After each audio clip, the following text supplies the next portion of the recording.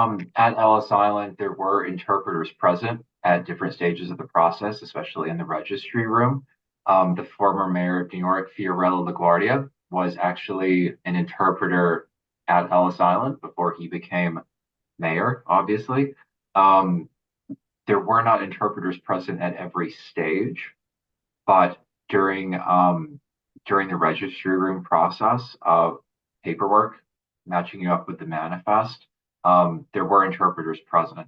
I'm not always certain how many languages are represented on any given day, or if only on certain days, maybe certain languages would be spoken.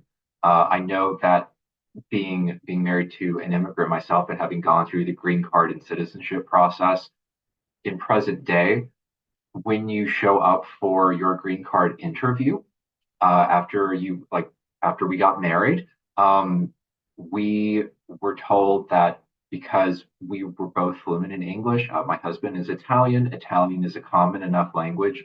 We didn't have to come on a specific day, but at the specific office that we went to, they only had a Japanese interpreter certain days of the week.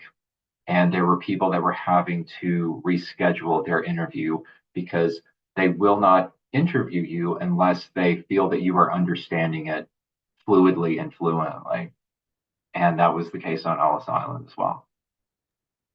Yeah, and I just wanted to add to that for Angel Island that absolutely we did have interpreters.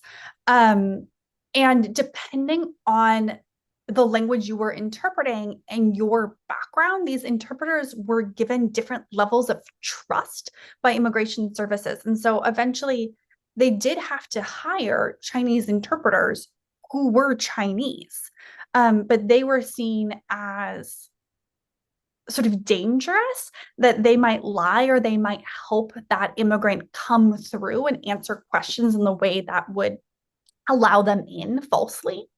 And so you wouldn't stick with the same interpreter for the entirety of your Board of Special Inquiry or your interrogation that was happening, that they would trade out who was there to make sure that people weren't colluding.